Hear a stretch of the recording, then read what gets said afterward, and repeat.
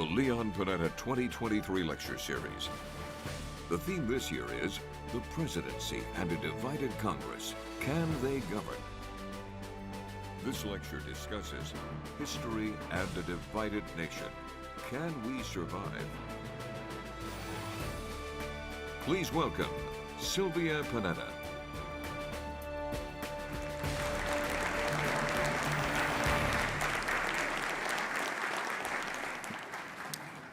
Good evening, everyone, and welcome. Thank you for joining us in Leon's hometown of Monterey at the Monterey Conference Center. It's my pleasure to welcome you to the fourth and final event in this year's series, The Presidency and a Divided Congress. Can they govern? Tonight, we conclude this series of discussions by looking at the topic through the lens of history. In August of 2022, President Biden held a 2-hour private meeting with a group of leading historians. The subject, the health of democracy. The verdict, not good.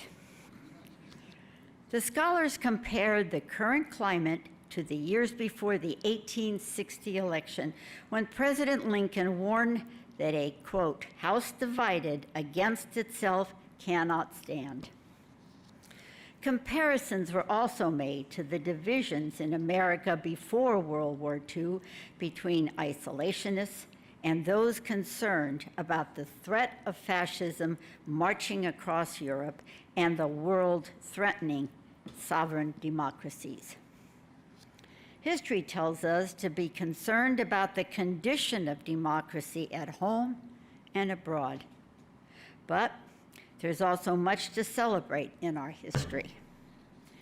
From the hard-fought establishment of our Constitution to the preservation of our Union after a bloody Civil War, to the Allied victory in World War II, to the fall of the Berlin Wall, our democracy has proven its resilience again and again. Leadership, even during times of great political and social division, has given us achievements from civil rights to education, from conservation to health care, from the protection of our national security to landing on the moon. What lessons can we learn from the challenges we have overcome? How did we protect our democracy in the past? Is there inspiration to be found in successful bipartisan compromises or from examples of courageous political leadership? What can we learn from the past so that our nation may prevail in the future? Secretary Panetta will pose these and other questions to 3 experts on our history and the presidency. Now, our first guest is a professor at Rice University and CNN's presidential historian. A celebrated author, teacher, and scholar of American history, he has published best-selling books on the presidencies of Theodore Roosevelt, Jimmy Carter, and Ronald Reagan, and has covered subjects including American foreign policy, the Louisiana Purchase, D-Day, the Vietnam War, the Civil Rights Movement, and Hurricane Katrina. The Chicago Tribune dubbed him America's new past master, and he is the official United States presidential historian for the New York Historical Society. His recent book, Cronkite, won the Sperber Prize, while his book, The Great Deluge, Hurricane Katrina, New Orleans, and the Mississippi Gulf, received the Robert F. Kennedy Book Award. He has received a Grammy Award for Presidential Suite, and his 2-volume annotated work, The Nixon Tapes, recently won the Arthur S. Link Warren F. Kuehl Prize. He is a contributing editor to several magazines and newspapers, and is a frequent contributor to the New York Times, the New Yorker, the Atlantic Monthly. Please welcome Dr. Douglas Brinkley.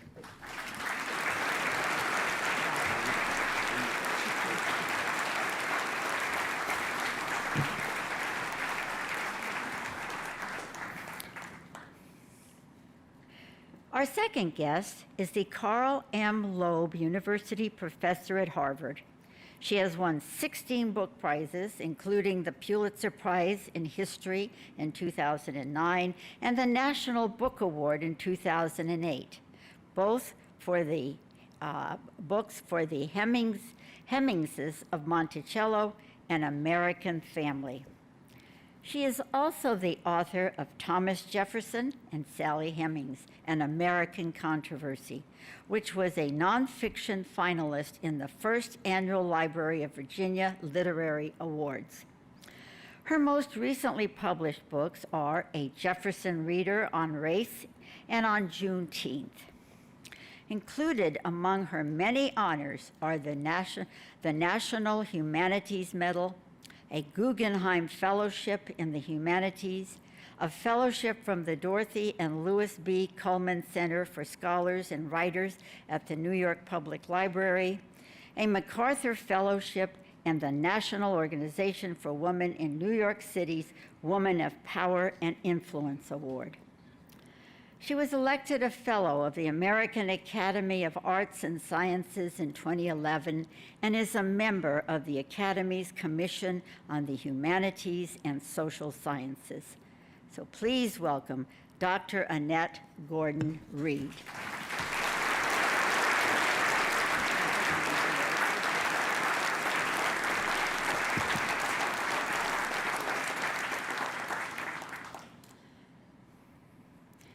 Our final guest is an associate editor of the Washington Post, where he has worked since 1971.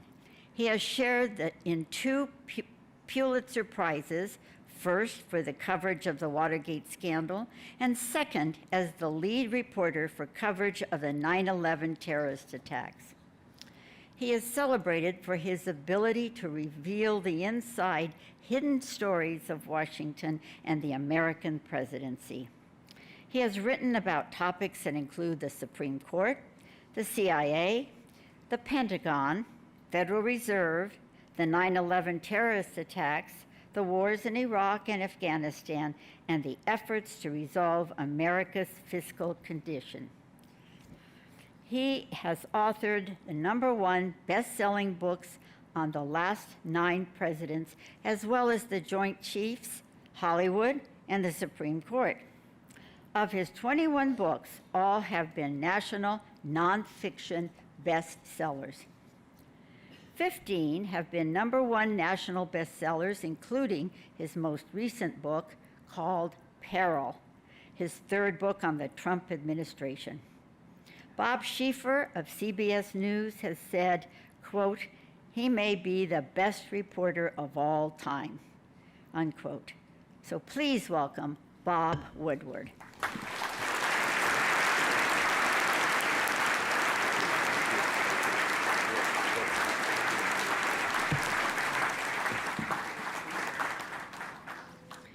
Moderating our discussion is the man who created this lecture series, the former United States representative for this district. He was also Chief of Staff for President Bill Clinton and Director of the CIA and Secretary of Defense under President Barack Obama. Please welcome Secretary Leon Panetta.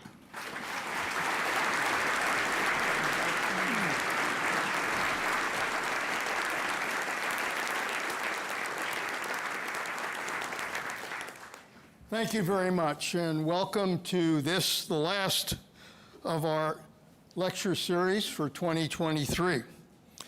The overall theme, as Sylvia mentioned, is the President and a Divided Congress. Can they govern? In our past forums, we discussed our economy, we discussed national security, we've discussed politics.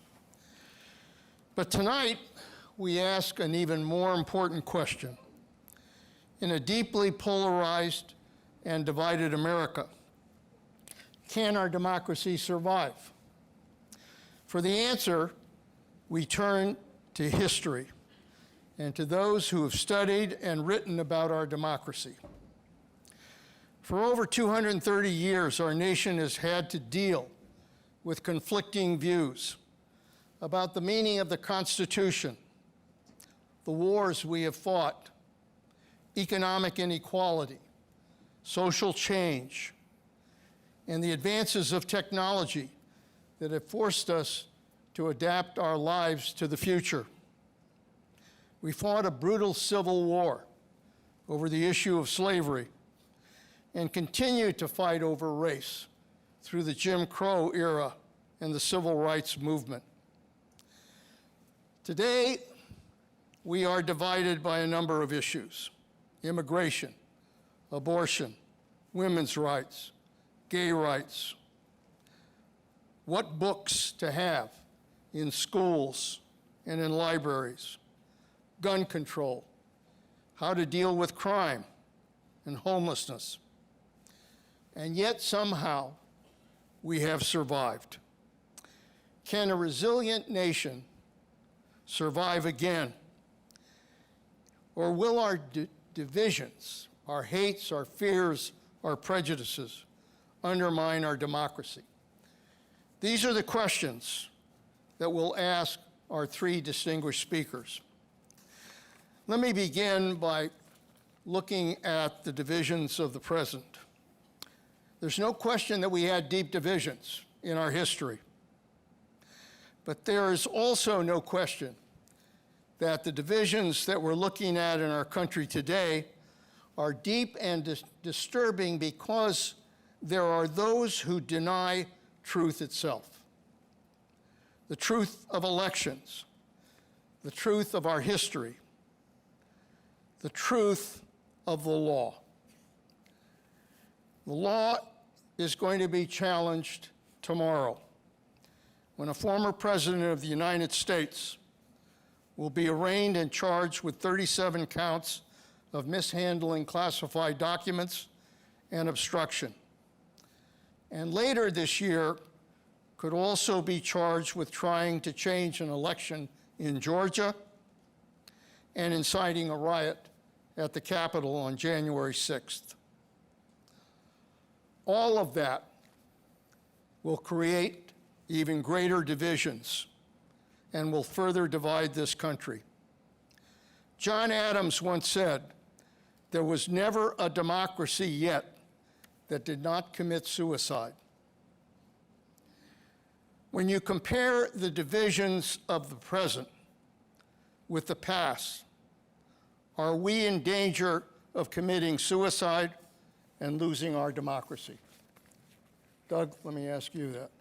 Well, wonderful to be here. Thank you, Leon, for having me. And it's just tremendous to be in Monterey, one of the prettiest places on the planet. And so I'm really pleased to be here. You once wrote a memoir I read called, I believe it wasn't it, Worthy Fights. That was your memoir. And what is a more worthy fight than saving democracy? Anything we're doing now, that's what, in my mind, we must do and have to do, because our democracy is in peril at this point. Have I lost heart? Is it too late for the United States to do a turnaround? No. But there's a lot of aspects of modernity right now that are troubling. As a history professor, teacher for a long time, and my parents were teachers, I come from a teaching background, the idea of conspiracy theories dominating dialogue, where I have to suddenly, with young people, have a debate whether the walking on the moon was staged, whether 9/11 was staged, the whole QAnon conspiracy theory. It's gotten large, and it's harder and harder to present facts. Part of this is a result of social media, the internet, the ability for young people to get on misinformation sites, and all of us. I don't want to just say young people, but so we don't know where the truth lies. It used to be, when it was in the days of Walter Cronkite, right? It was, he was considered the most trusted person in America. The journalism as a referee, whatever was going on with Johnson and Nixon, people would kind of tune in for the nightly news, and there was a sense of a consensus that was accurate. Today, I mean, when Cronkite left CBS in 1981, journalism had something like a 70% approval rating, and today you're looking at it down to like 20%. Congress, the American, look at how low people's esteem of people that are representing us. It's down to 20%. Joe Biden considers it a good day, as did Donald Trump, as president, or to have 40% public approval. And there's a more and more disdain for our governance and our lack of civic engagement. The biggest problem I see in the country, and climate change is another huge issue, but is political apathy, not enough people voting, not enough people being engaged in local, state, and national politics. I just got back from Australia, where our founders may have forgot to do this, which is they have to vote there. You have to register and vote in Australia. You have to sign in or you get fined. I'm not suggesting we can do that here, but it's at least a mechanism to wake people up to what's going on, because in my view, what's happening tomorrow is a travesty of Donald Trump's constant demonization of institutes of government, of thumbing his nose at the National Archives, at the FBI, at the Justice Department. That's dictatorial behavior, and the fact that so many of my fellow citizens seem to be okay with that means we've failed something large in our democracy. And it might be that we got civics out of high school. It might be that we didn't teach geography anymore, but in that we haven't been really teaching the liberal arts and history. We were doing a lot with STEM, but there just seems to be a disinterest in politics if it's not of an extreme variety of name calling and tweeting and the like. So it's getting harder and harder to have constructive civil dialogue. Let me ask Annette. Annette, with our divisions, are we going to survive? Well, I'm a historian. I can tell you what happened in the past. I can't see the future. I think we will. It's certainly, the question has to be asked. I mean, sometimes I'm more pessimistic than optimistic. It's really, we're in a point in history that we've never been with what's happening tomorrow. And I don't know how people are going to respond to all of that. I mean, we don't know if there will be violence or not. I tend to think that there probably will not be, because so many of the people who were involved in January 6th actually got arrested and convicted of things, and they're doing a hard time. So I'm hoping that the fact that that was taken seriously will tamp down on people's idea that this is a thing to go and do, to be involved in violence. I think we will survive, because I'm actually optimistic because of my students. I think there has been apathy, but in the past 2 election cycles, young people have come out to vote in numbers that are unprecedented. And I think Gen Z, these are people who are thinking that maybe they don't have the same future that their parents had or that was present before, and are really on the mark on this business. They really do want to get involved. So if I'm hopeful about it, it's because of young people. But on the other hand, it's saddening, it makes me sad that we have to even think in these terms. As I was saying earlier today, this is not just the United States going through all of this. Around the world, people are questioning the efficacy of democracy, of democratic republics, and there seems to be an attraction towards the strong man, like a dictator kind of thing, which I never, in a million years, I mean, I was a kid in the Cold War, and the idea that Americans would see Vladimir Putin as a hero is just unfathomable. You like to bring Reagan back and say, well, look and see what happened here. This is people that we spent trillions of dollars fighting against, and he was in the KGB, I mean, for heaven's sakes. That now there are ordinary Americans in the heartland of America saying that they have more in common with him than they do with the president is stunning. Bob, you've seen the presidency up front in a number of ways, going back to Nixon. What's your sense of whether these divisions we see today is going to endanger our democracy? Well, it does endanger the democracy. There's no question about that. I mean, as historians know, and even reporters, we don't know the future. But I think there is one measurable issue here, and that this is a test and a grave test for the Republican Party. And the Republican Party that you knew when you started out as a Republican. And I'm not sure people here know that. He doesn't want you to forget. You've been outed. The secret has been revealed. And I think you were Republican for about 9 minutes, something like that. But the Republican Party has to face itself. And the Republican Party there really has traditionally, if you go back, was the law and order party, believing in some sort of coherent regulation of behavior.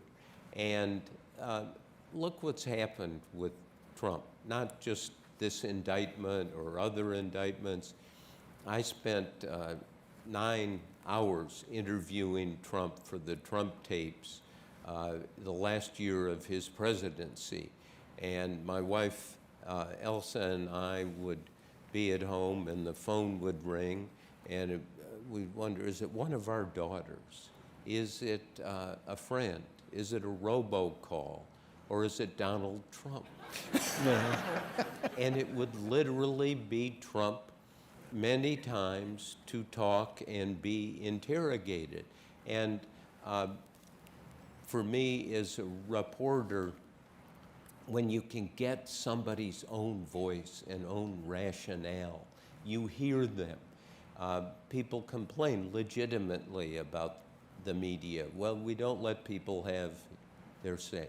He had his say hour after hour on issues of race, issues of the coronavirus, and you saw who he was. He was warned that this was coming in January of 2020 by, I'm sorry to belabor this, but it's, God is in the specifics here. His national security advisor, Robert O'Brien, went to him and said, Mr. President, this virus is coming. There was one case in the United States at this time. This virus is coming, and O'Brien said it will be the biggest national security threat to your presidency. Not China, not Russia, but the virus. His deputy, O'Brien's deputy, Matt Pottinger, had been a reporter for the Wall Street Journal in China for 7 years, had underground contacts in the medical and political community, and he said to the president, I've talked to these people. They know the virus is coming. It's going to kill hundreds of thousands of people in this country. And Trump, instead of coming clean with the American public, denied it, said, oh, it's going to blow away, it's going to go away. So ultimately, the question with this indictment, with everything about Trump and his behavior, is about who is he? And is the Republican Party going to step up to and face the contradictions of this old law and order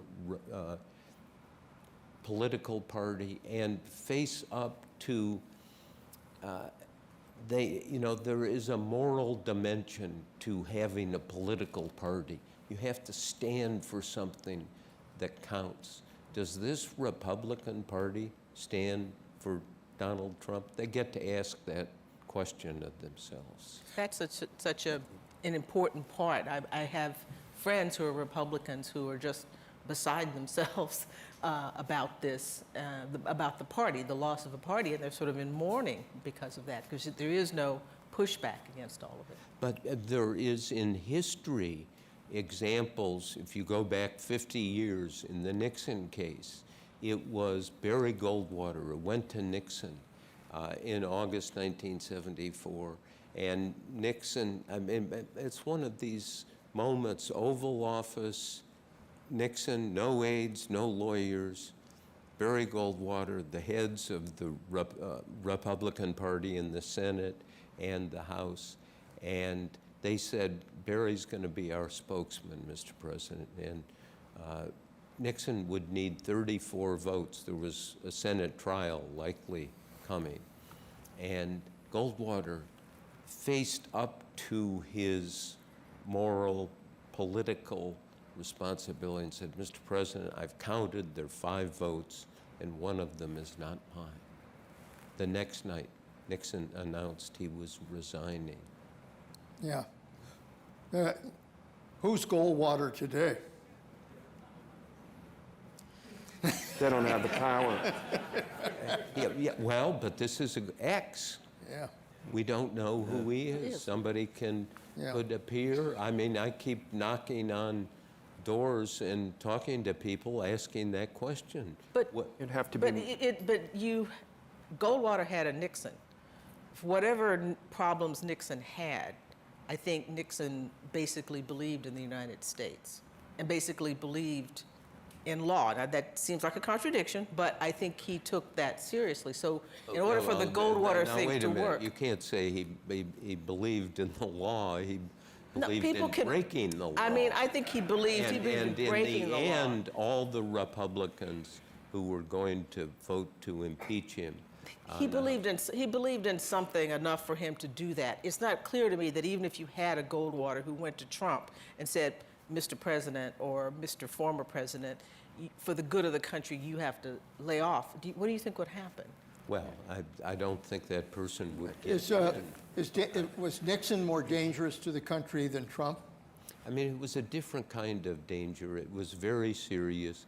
But you look at Trump and everything we know, I think January 6th is such a...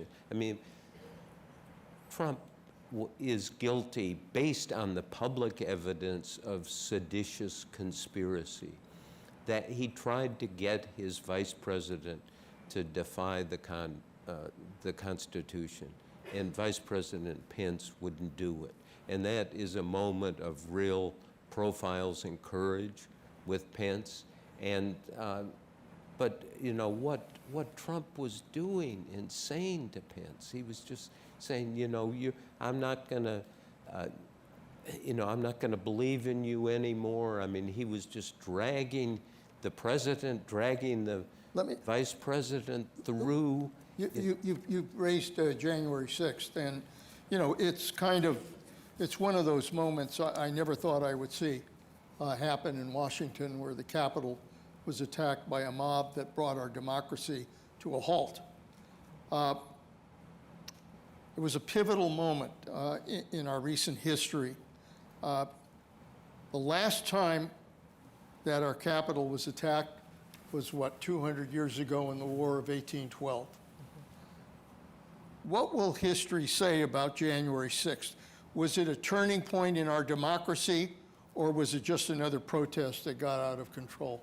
Doug? Well, we're still living in the wake of January 6th. I find it an extremely significant date. I can't say January 6th enough. I never want to equate it to something like a Pearl Harbor and Oklahoma City bombing where so many people died, but it is a distinctive date we're going to remember. And what's going to be on the ballot in 2024, if Trump is the Republican nominee, is whether people cared about January 6th. I found it a heinous moment in our democracy. I found the behavior of President Trump reprehensible, not surprising. But the fact that some of the Republicans started distance themselves from Trump and then suddenly came back kissing his ring was quite extraordinary to me. I thought at that moment January 6th may not end Trumpism, but it would be the end of Trump's political career. Double impeached president, and now we're seeing it raining indictments. Yet After, you know what's going to happen after tomorrow? Trump's going to fundraise off of the moment, and he's going to go up in the polls with the Republican Party.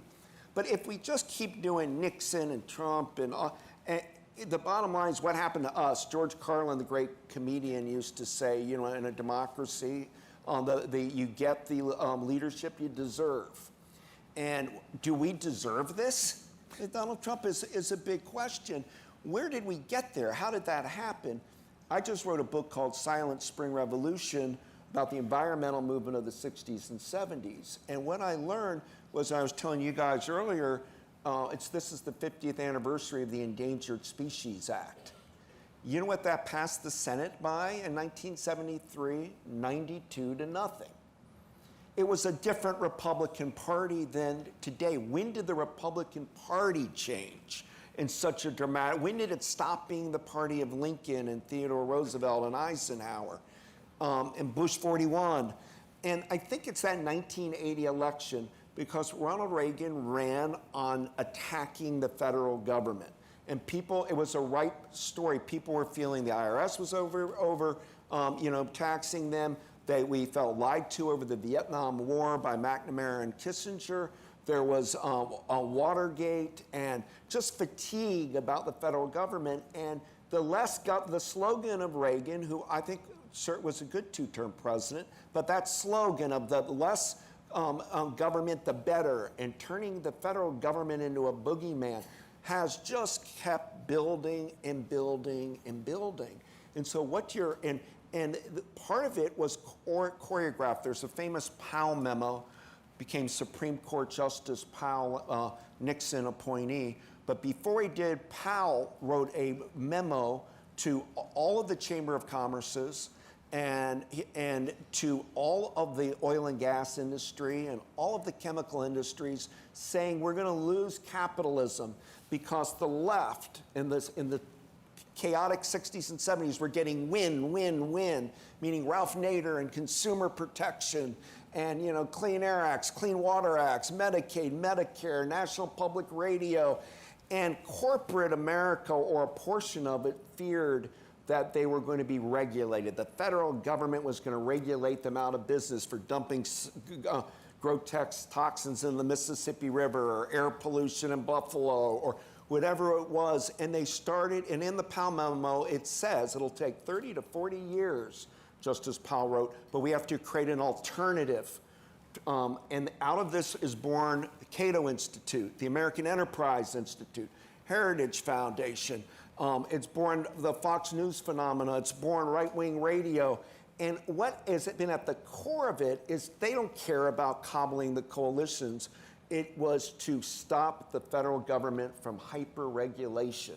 So the demons became, with the exception of the armed forces, which has been treated fairly by both parties, anybody in the federal government trying to regulate business, corporate structure became a boogie and a demon, and it grew. Let me go ahead, Bob. No. I mean, I think it's important. You use the word they, like they, and I think we've got to be very introspective about this moment, not only Trump being arraigned tomorrow, but the coming campaign.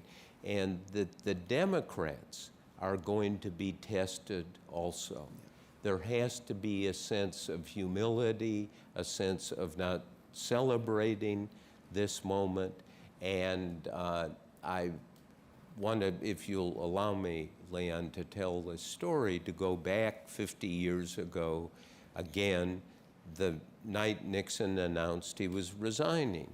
And in the Washington Post newsroom, Ben Bradley, the editor, who you knew very well, some people know him as Jason Robards from the movie, a fierce, great editor, was that night running around telling everyone, do not gloat, no celebration. This is a very sad moment to have a president resign. And I was going down to get something to eat in the cafeteria with Ben, and we went to the elevator, and the elevator opened, and out came Sergeant Shriver, a member of the Kennedy family. And he just said, "Ben, I'm here to celebrate." And Ben almost pushed him back in the elevator and said, "No." And this idea, and we were talking about this earlier, this looking at Trump and his behavior and his responsibility should not be seen through a partisan lens. It is not about left versus right, Republican versus Democrat. It's about morality, it's about the standards, and it's about an institution. The Republican Party has a great history. A president named Lincoln was a member of that party. And we have to find a way to hold the Republican Party accountable, but not make it partisan. And if we let this become a partisan fight, that is fuel to Trump and his supporters. That's true, but it's back to the question I asked before about what would happen if a Goldwater went to talk to Trump about all of this. The difficulty is it's like we don't have a dance partner here. I mean, in terms of fighting the fight for the democracy, it's not clear who in the Republican Party is going to stand up to this. And so far, over the past few days, I haven't seen anyone. Maybe I missed the news today. Has somebody said something? I mean, Nikki Haley. Nikki Haley. But this is about somebody finding a formula to say, this is about what's the national interest, not the Republican Party interest or the Democratic But it has to come from the Republicans. Yeah, it does have to come from the Republicans, but I remember in 1991 sitting around with people at the Washington Post saying, who's going to be the next president? We came up with a list of 50 people. Guess who was not on the list? Bill Clinton. Yeah. No, I'm serious. Sure. No, I and know. all of a sudden, he became A person. president and gave you a job as chief of staff. He went out and said, I'm appointing a former Republican as my chief of staff. Republican for 6 minutes. Annette, let me ask you something. How did we get so polarized in our society today? I mean, what are the ingredients that led to that? And based on your studies of Jefferson, what would Jefferson say Oh my gosh. about the situation? People ask me that, what would Jefferson think? How do we get so polarized? Well, I think 1980 election was part of that. I think talk radio. A lot of it has been technology has changed, and you mentioned before about having a consensus or a people might say manufactured consensus, but a consensus about, and gatekeepers, which we really don't have now with social media. And so I think talk radio, social media, I think the election of Barack Obama was something as well. Every time there has been a major advancement in civil rights or involving African American people, there's a segment of the population that there's a backlash. And I think there were many people many whites who wanted him to be president and thought that this would show that America, we could do it. That was an important thing to put out there. But once he became president and started doing things, I think that people saw it as a fundamental change in the culture. The fact that something like this could happen, many people celebrated that and said, that's great, that this shows that the country has changed. But I think a lot of people were repelled by that. And a lot, I think, of what we see here in terms of the polarization, there's the concern about culture overall, not just race and the issue of gender, all those kinds of things get pulled together, and people feel that the world is changing in ways, and they're not quite ready to do that. Yeah. Bob, let me ask you, you've written about recent presidents going back to Nixon. I guess it's been about 11 presidents that we have had in that period. Somebody asked me, a student, what was Calvin Coolidge? I missed that. Well, let's stick with the ones you did cover. Thank you. Give me a sense, based on all of the writings and work that you've done, who were the stronger presidents during that period of time, and who were the weakest presidents? Well, I think one underappreciated president was Gerald Ford, and we've discussed this, and I spent 7 times coming out to Rancho Mirage to interview former President Ford about the pardon of Nixon. And Ford convinced me that it was an act of clearing the daily news of Nixon, because for the 30 days before Ford issued the pardon, everything in the news was about Nixon. Will he be prosecuted? What about the tapes? What about Kissinger? Is he going to stay? And Ford said to me in this tone I'll never forget, said, I needed my own presidency. I needed to move on from Nixon. The country needed to move on, and I could do that with the pardon power. And then he spoke, I believe, eloquently and with a lot of passion. He said, I looked down as president. First time, I didn't have to concern myself with my political response being advantageous to me. I had to say, what's the national interest?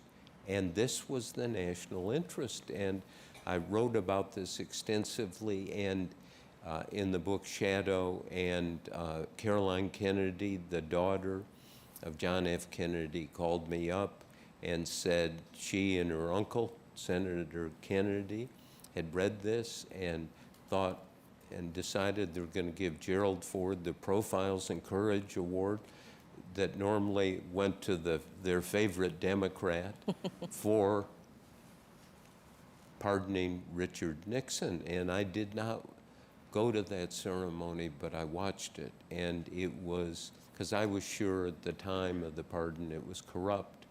And you look at it over 20 years through the lens of history, and I realized what I thought was corrupt was actually courage on Ford's part. And I think that was a moment of grace for the country. But there's no question in your mind that probably cost him the election, right?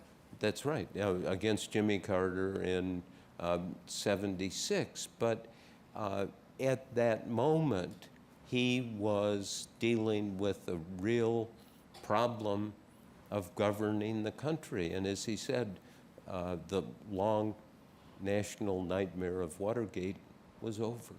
So the weakest president in that period, let's put Trump aside, but because we've all identified who Trump is.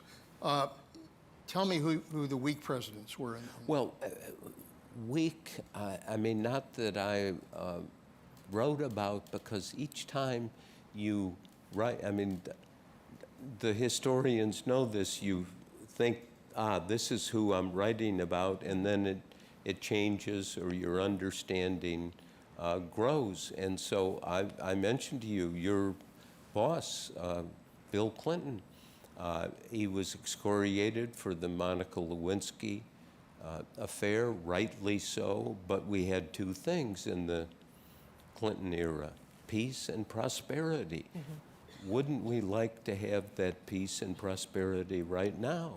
And we don't, so you reevaluate. And so I've seen strength and weakness in, I mean, there are presidents, like all of us, are a mixed bag. Let me ask you, ask each of you. The polls, a majority of Americans that are polled say they don't want Biden to run and they don't want Trump to run. Mm-hmm. But it looks more likely every day that the race we're going to see in 2024 will be Biden versus Trump. Why is it that both parties find it difficult to turn to newer and younger leadership at this point?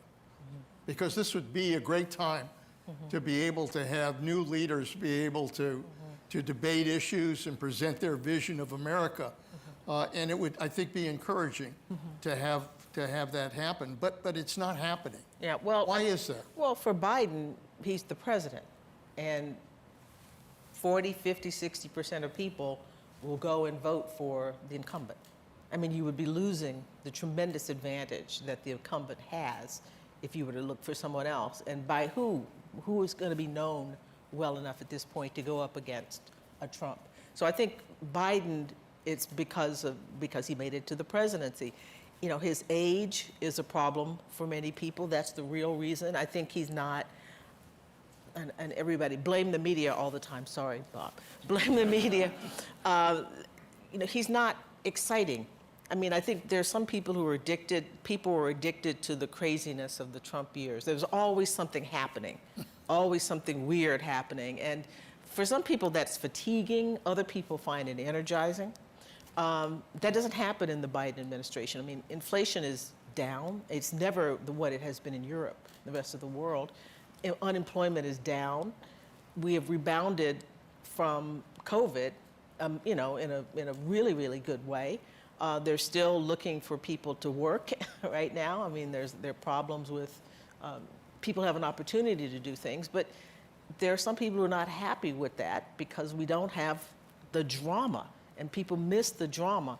So Do you? Do I miss the drama? Yeah. Heck no, Yeah. not at all. I don't miss the drama. I'm not a dramatic person. I just want us to go along. But I do think it's the incumbency. We will eventually we'll have to turn to younger people, but I think that's for the Republicans they have folks, Rubio, I guess, if he hadn't destroyed himself, Rubio, Young is the guy in Virginia. What do you think, Doug? Well, we haven't, you know, to your point, it's amazing. We have, you know, you mentioned Generation Z. There has been no president or vice president that emerged out of the, big national leader to emerge out of Generation X. People born between 1965 and 1980. And I find it a sad reflection that we now are still dealing with Trump, Biden. I do think you would think that there'd be a generational shift in a leadership coming on the scene. And so it feels kind of, repressive in some ways. But I find that the truth of the matter of talking about presidents, we've been lucky in America. We've had a great run of really good ones, and we tend to elevate people in death. I mean, Jimmy Carter was considered mediocre and a great ex-president and a one-termer, which means you don't get reelected, and he led to Reagan killing him. And a lot of liberals died in 1980, like Frank Church of Idaho lost, and George McGovern, South Dakota, and Birchby, Indiana, and the like. But, I just think that we've got I'm deeply worried that, so we had, I think if you look at FDR was amazing, Truman was amazing, Eisenhower. I miss the president the most is John F. Kennedy, because Kennedy was telling people, the citizens, that you have to work to the country, you put your shoulder in the wheel. And I go back and look at his accomplishments, the Navy SEALs and Green Beret. I look at his handling through the Cuban Missile Crisis in Berlin. But more importantly, his peace talk at American University, and most importantly of all, he banned the nuclear testing. We were blowing up nuclear bombs and radiation, and he coordinated the nuclear test ban. But it's his speech at my university, Rice, at September 12, 1962, the moonshot speech, which is one of the great speeches in presidential history, when he said, we do things not because they're easy, but because they're hard. And he promoted telecommunications and satellites, and then the Peace Corps all over the world. And America was at its pinnacle. People looked up to this country like nobody's business during John F. Kennedy's presidency. With the exception of Nixon, I think we've had a good, sane people as president. And Carter, who's now will be 100 years old, October 1, 2024, people when he passes will say, well, he did do the Panama Canal Treaty, and he did do the Camp David Accord, and he did save lands, public lands in Alaska for perpetuity, and he did denounce apartheid, and he was the president who recognized the People's Republic of China. So while we beat up on presidents when they're in office, like Clinton, like Bob just said, from a point of 20, 30 years, we say, boy, Clinton was really pretty good. Carter did a lot. George W.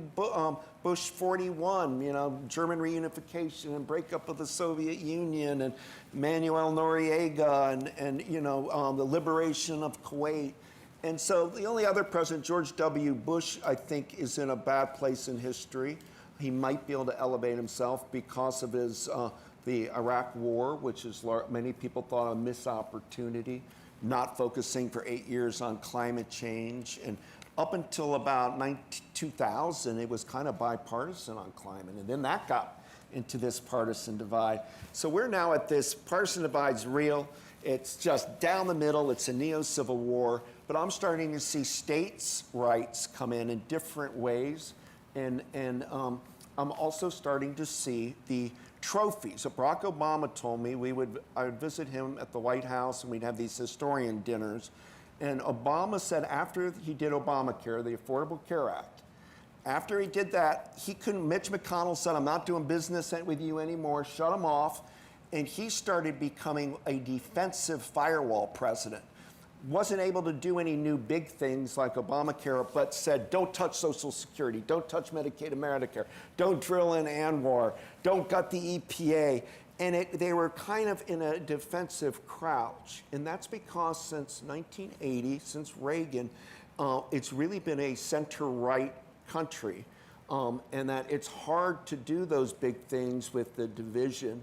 But so California here, right, you guys are going to be leading on climate when by 2030, not selling vehicles with, you know, or the fossil fuels. And Ford Motor and GM and the rest will maybe follow California's lead because you're an economy unto itself. So there are interesting things going on at state levels. I think our presidents, with the exception of Trump and Nixon, have been pretty good. But the disinformation on the internet and the social media environment that we're in, if you're not dealing with a fact-based America, where, you know, in 1960, scientists collectively were Time Magazine's People of the Year, and now they're people that are climate deniers, that are in power during the Trump years. I mean, we've descended.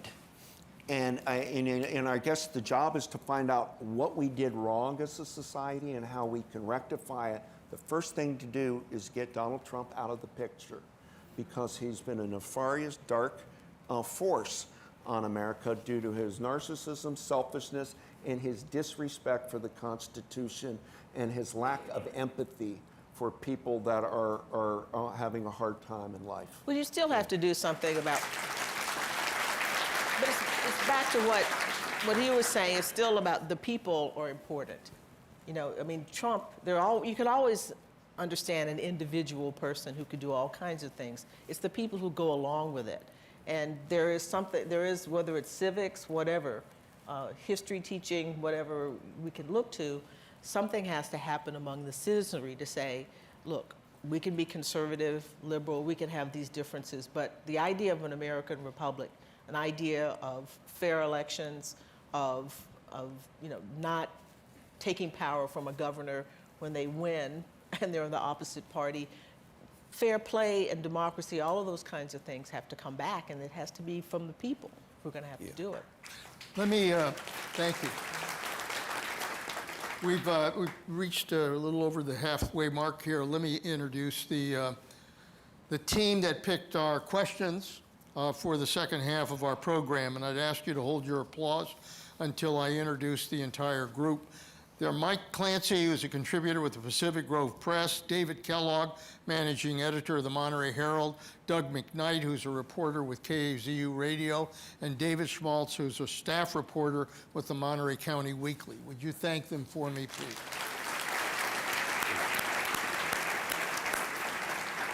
And Sylvia and I also want to thank the Panetta Institute Board of Directors and the lecture series sponsors that make these programs possible and allow us to share these important discussions with all of you, with our audience watching at home, and in particular our students. And tonight, we're very proud to be able to have students here with us who are attending the Institute's week-long leadership seminar for the California State University Student Body Officers. If you would please give them and all of our sponsors a welcome applause. Thank you.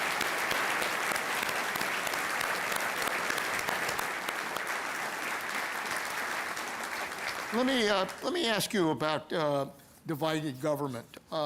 We've had a long history, 142 years of unified government where one party controlled the presidency, the House, and the Senate. So we've had a lot of stretches where there have been unified parties, and we've had something like 88 years of divided government. We had relationships like Tip O'Neill and Reagan. We had Clinton and Gingrich. We had Obama and Boehner. We had Biden and McCarthy now trying to work together on deals. Does divided government work best for our democracy, particularly at a time of deep polarization?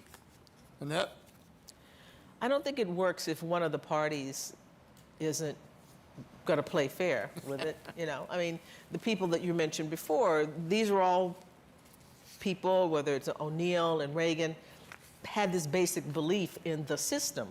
But I don't have any confidence that McCarthy necessarily has a faith in the system. So I don't know how you work with somebody like that. I mean, you can have divided government if both parties have some ground rules about how we're supposed to play the game, but that seems to have been thrown out of the window. Yeah. What do you think about that, Bob? McCarthy, in order to be able to cut the deal that he did with Biden, and it prevented economic disaster, thank God. But in some ways, he had to depend on Democratic votes. His extreme did not vote for it. Extreme on the Democratic Party did not vote for it. But now the Freedom of Caucus is giving him a lot of trouble. Can McCarthy survive as Speaker? Well, again, that's the future. I'm trying to look at what's going on that affects voters, both parties, and so forth. And I think, and this has a lot to do with Trump, that we have a culture of political hate, that political hate is acceptable, it is out there, it's the way people are going to talk to each other, and I have to go back to kind of this road of self-examination. Historians, reporters, former Republicans, and not going to let that go. And after Nixon resigned, in 1974, Katharine Graham, who you knew, the owner, publisher of the Washington Post, a very strong woman who believed in the First Amendment and supported the Watergate coverage.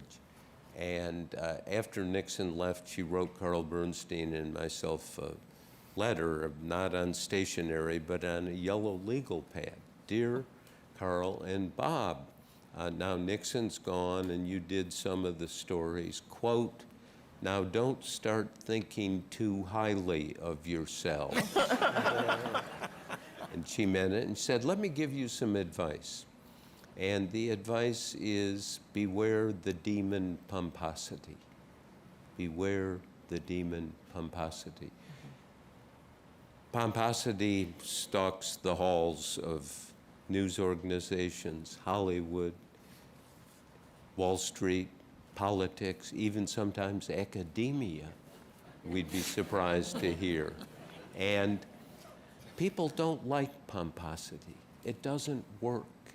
And self-satisfaction and smugness that accompanies that hurts the business of that all of us are in. It is an infection. And the political hate, the day Nixon resigned, in one of the most important moments, Doug will remember this, he's up there in the East Room saying goodbye, farewell address, has his wife and 2 daughters there, and 2 son-in-laws, and laying out all the grievances. His father was abused. They're not writing a book about his mother. And then he turns to the camera and says, always remember, others may hate you, but those who hate you don't win unless you hate them, and then you destroy yourself. Now think of the wisdom. It's the hating that was the poison of the Nixon administration, of the Trump presidency and campaign. And we can see it as adults. Hopefully we pass it on to our children, because hating is what destroys you. And if we have a political culture of hate, we're not going to disentangle ourselves from the emotional calamity that will come if we can't have an election next year where everyone's going to accept it. Are we going to have half the country out marching one way or another? I mean, this is something to not, you only have to lay out the possibility, and it can get you into serious worrying mode. All right, let me ask a question from the audience. Thank you. The Trump base has proven to be remarkably and unshakably committed to him. Has there ever been a similar phenomena in American politics? And if so, what can we learn from that, which might provide some insight into the future of Trump and his base? I think we've had political figures of Trump's self-centeredness and kind of right-wing zealotry of some sort. I mean, I'm thinking of Joe McCarthy. The difference is Trump's the only one to become president. That's a huge difference. But McCarthyism and the Red Scare should not be forgotten. I mean, the race baiting that went on in the 1950s, McCarthy was a powerful force in the Republican Party. And luckily, the Republicans had Dwight Eisenhower, one of the most underrated presidents, who I'm glad to see is going up in people's estimation all the time. Eventually, with the U.S. Army, stood up to McCarthy. And in the end, we watched McCarthy wither away in a pool of alcoholism and despair. Donald Trump is not omnipotent.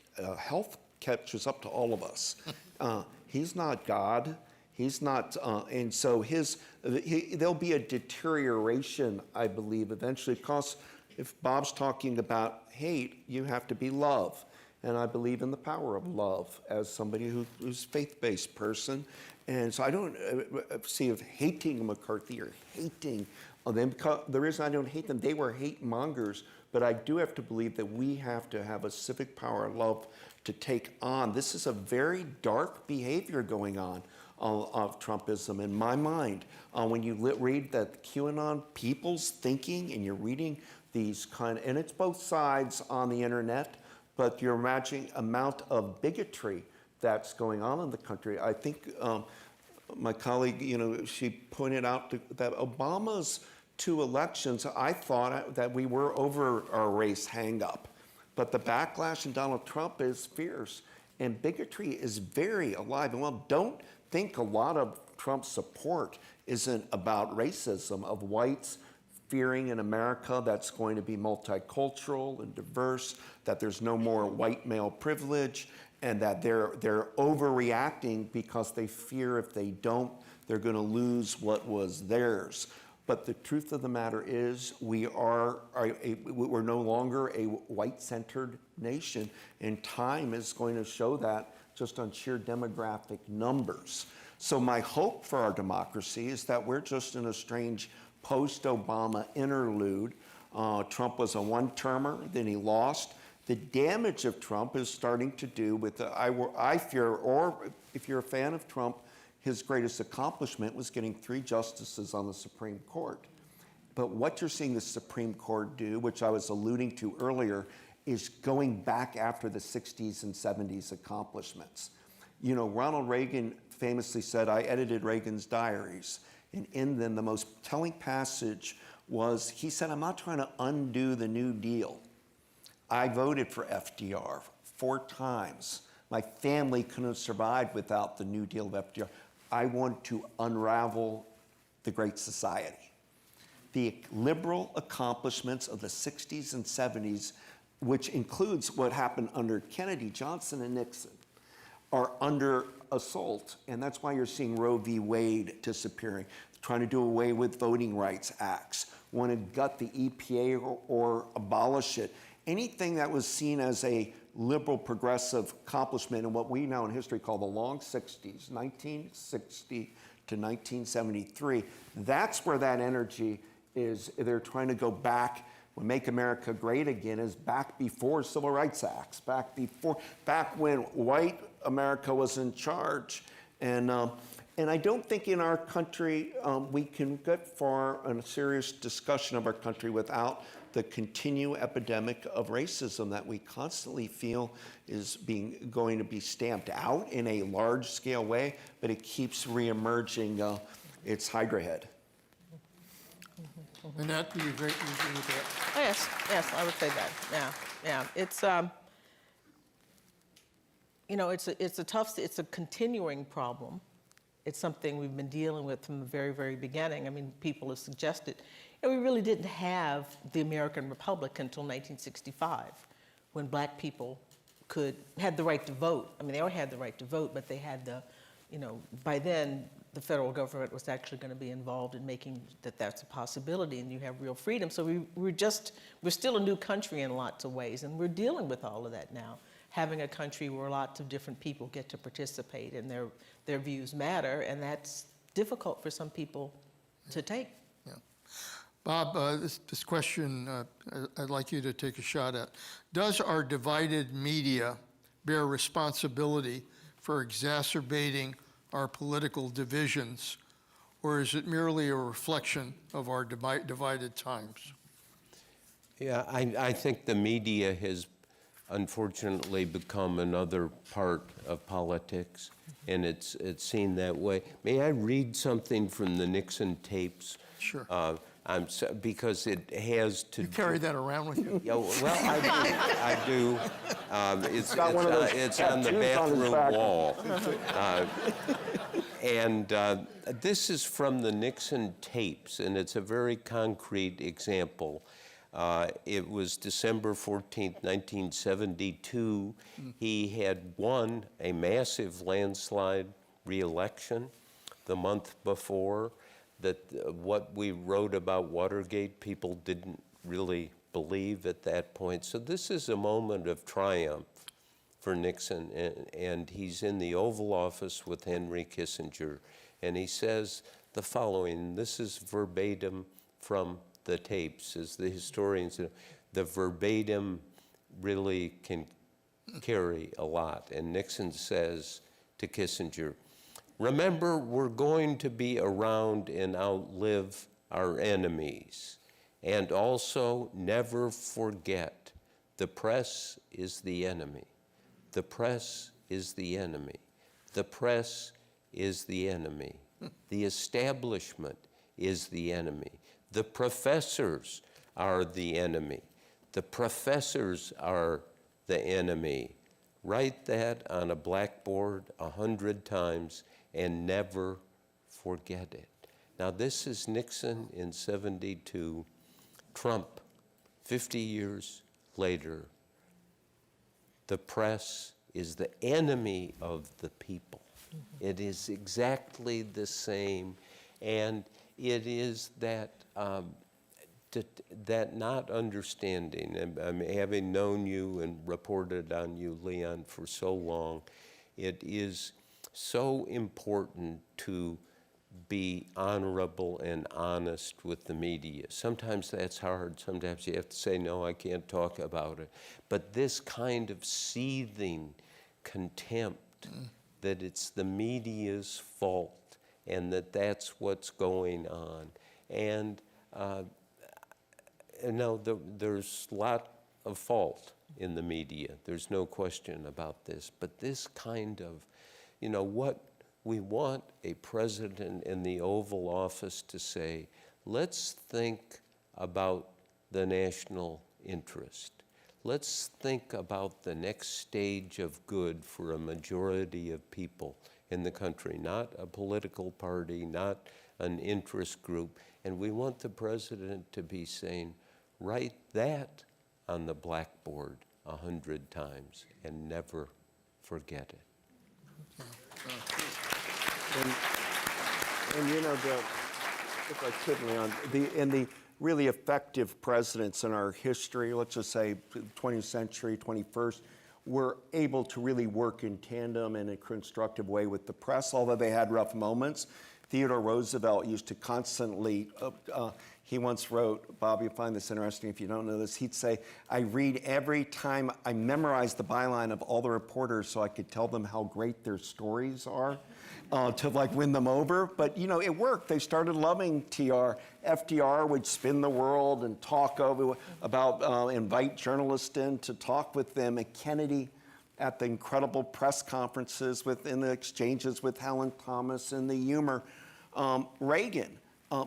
Reagan's whole secret with he was angry at the press too, but he would always tell them after his, even if there was a tense exchange, he would tell reporters, if you're staying in Santa Barbara, you gotta have donuts at this place, and if you've got to do that. He humanized reporters.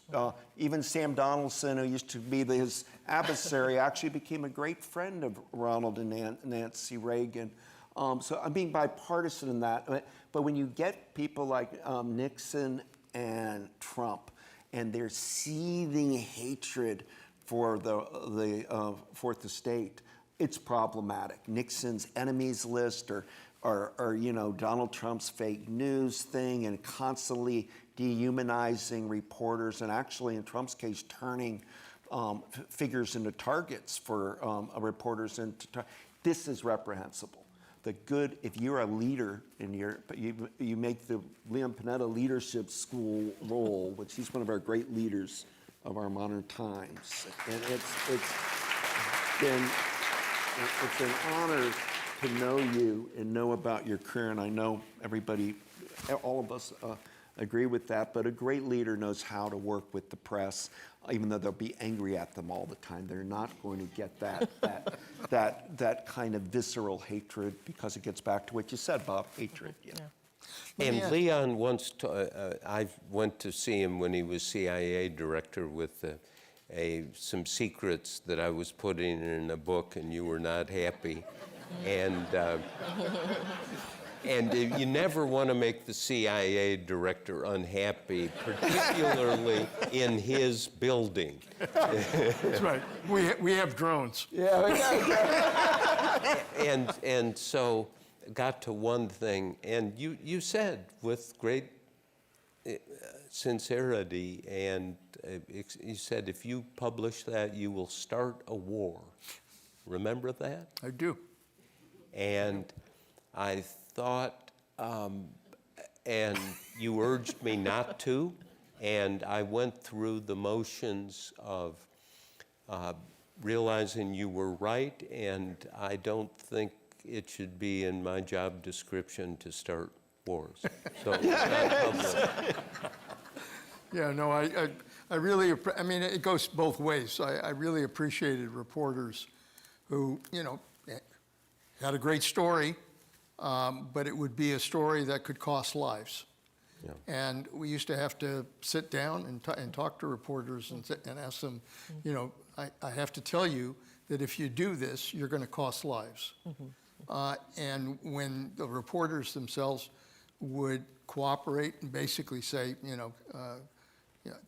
either kind of change the story or try to rework it, or basically not print it, it was really, a tribute to them that they were willing to respect. But this wasn't just about costing, this was starting a war. That was kind of...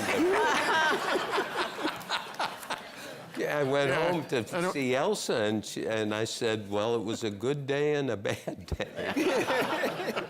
I don't know. That secret may be in one of Trump's boxes.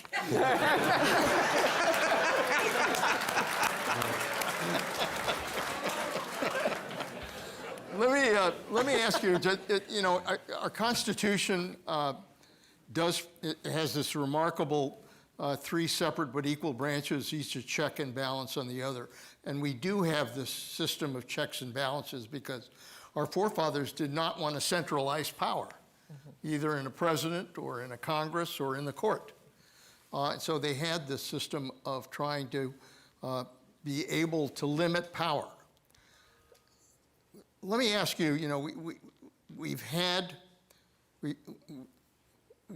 this test going on now, whether it's the Supreme Court, whether it's the executive branch, whether it's the Congress. How well do you think our system of checks and balances is working today? Well, Annette? all of the branches have problems. The presidency has a problem. Congress has problems. The Supreme Court in the past couple of years has gotten itself into a position where it is not respected. It used to be the one branch of government that everybody looked to. I don't think that they're functioning so well because they're not, well, Congress has abdicated responsibility for doing lots of things, playing its role. The presidency has the problems that we've talked about, and the court, has been a real disappointment in the past couple of years in the way they've conducted themselves, not just in terms of the cases themselves, but even the whole question of the ethics of the court. So I think I wouldn't give any of them, the branches, a good grade at this point. Bob, what do you think? Well, the Supreme Court 43 years ago did a book called The Brethren about the Burger Court with a friend, Scott Armstrong. And the last line of the book is, the center was in control, the center of the court, not the liberals, not Brennan and Marshall, not the conservatives, Berger and Rehnquist, but the center. And I somewhat recently was talking to one of the sitting justices, and this justice said, wow, I sure would like that time when the center was in control, that it was a good thing. And the center is not in control. And whether you like what the court did with the Dobbs decision on abortion or you don't like it, it is a situation where a right that women had for 50 years, it's the first time that the Supreme Court really took away a personal right that had been bestowed by an earlier court 50 years earlier. And that is not just a change, that is a revolution. And we really have to think about that allocation of power. And I was surprised the Roe v. Wade decision of 1973 had its flaws, but it was a right that the Supreme Court, without ambiguity, declared women have, and now it has been taken away, and that has to leave you breathless. And Judge? Adding to that, the institution of the presidency, I think our presidential elections have been difficult in our democracy of late. I mean, the fact that two major elections, Al Gore wins the popular vote in 2000, but he's not president. Hillary Clinton wins the popular vote, but she's not president, it makes many people wonder what's going on. We're not getting rid of the electoral college system. It's not in this environment, certainly. But you can see that gets people, the idea that President Donald Trump could get reelected by even though Biden might have 10 million more votes. That's a frustration that a lot of people have with what's going on in our country now. And if we're a real participatory democracy, can't it be the person who garners the most votes? Is it smart to be giving California only 2 U.S. senators, the same as South Dakota? These are basic things you learn and talk about in college freshman government classes, but they linger. And I don't know how that gets reformed anytime soon. So the best thing to do is make sure we're running free and fair elections. And our last one was one. And it's only Trump claiming that it wasn't, because it was done well by our country. Let me ask my two historian friends here. Teaching of history. There's a lot of talk these days about, we know that leaders had both their strengths and their weaknesses. We know that they've had their moral failings in history. Shouldn't students be exposed to all of our history, both good and bad, and allow the students to be able to make a judgment with regards to, that particular period? Oh, absolutely, absolutely. You can't really know the history unless you have the entire story. And thinking about individuals in history, thinking about things that happened, they have to know the good and the bad so that you can understand really how we got here, the kinds of things we had to go through in order to arrive at this point. And it's been really one of the more surprising things to me. I've been surprised a lot in the past few years, this idea that there are people who want to ban books, people who, the public library was a central part of my life growing up. It was critical to my life, to everything that I've been able to do. And the idea that people want to ban books in the library or in school, curricula things that you're not supposed to teach, is just, we're going backwards if we think that that's the way to go. And kids can take it. I mean, kids know that there's good and bad, and it's not about indoctrinating people. It really is about letting them, giving them information that they can decide what the country has been and where they need to go. Yeah, and as a father, I have 3 kids. I'm asked about Florida sometimes, about the book banning. Yes, if somebody showed me one particular book, I might cringe and say, oh gosh, that book's in the library of that school. As a father, I might cringe. But the idea that the problem of our country is kids are reading too much and going to the library too much is insane. And I think the person, your old boss and friend Barack Obama, I think on the history front did it best, because I do think Civil War statues needed to come down, or some of the ones that aren't real of a historical essence. Most of these were Jim Crow built statues of Robert E. Lee in New Orleans and in Richmond all. But Obama tried to open up the narrative. Do you guys realize, as president, Barack Obama took our National Park Service, which interprets our battlefields, Independence Hall, the mall, on, all the beautiful national parks here, but he expanded it to include Cesar Chavez's National Monument in Keene, California, to include Bears Ears for Native American indigenous people, allowing tribes to administer their land in Utah. He opened up Stonewall for LGBTQ people. The first national park site for gay America in New York is now part of the park system. He saved sites of the Buffalo Soldiers, like Charles Young in Ohio, as national sites. He did Harriet Tubman's places, meaning he expanded our narrative without just trying to gut and do I gotcha on everybody who lived in the 19th century due to, like Jefferson, due to their views on race. And I think that was the way to do it, open up the narrative. Let me, we're in the last few minutes here, and I do want each of you to kind of looking at what you see happening in America, give me a sense of whether you're pessimistic or optimistic about the future.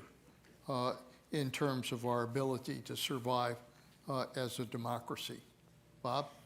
Well, I think there are lots of problems, and I'm going to pass on the future, but the Ukraine war is much more serious and consequential and complex than is understood, and the outcome of that, our grandchildren are going to be, say, that worked, that aggression by Russia and Putin, or didn't.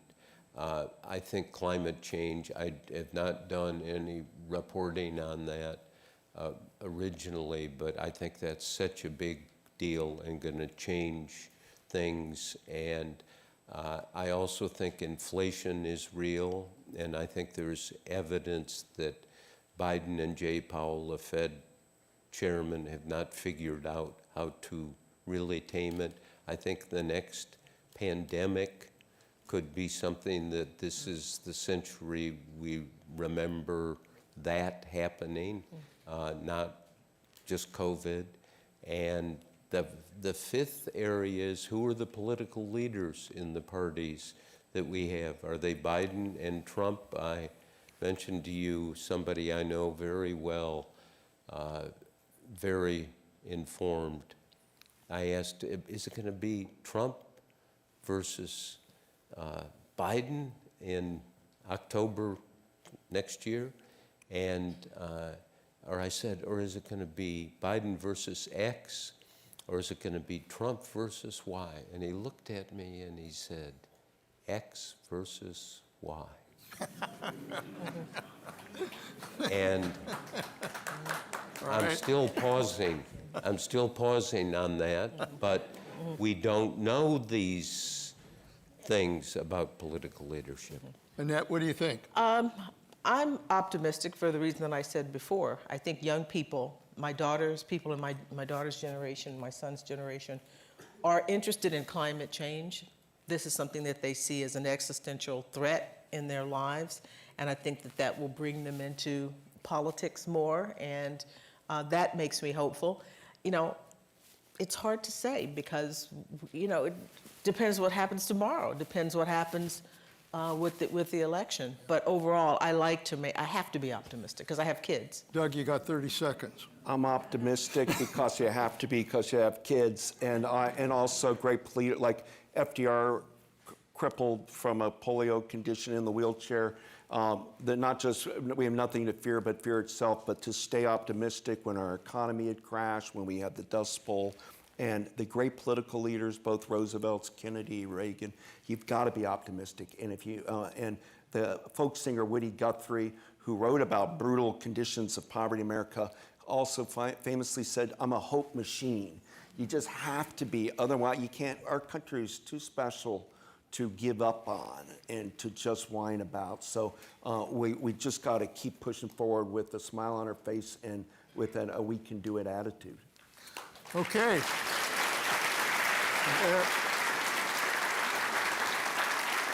There you have it, ladies and gentlemen. Thanks to all of you for your support, and thank you for your caring about our democracy. The fact that you're here means that our democracy is in good shape for the future.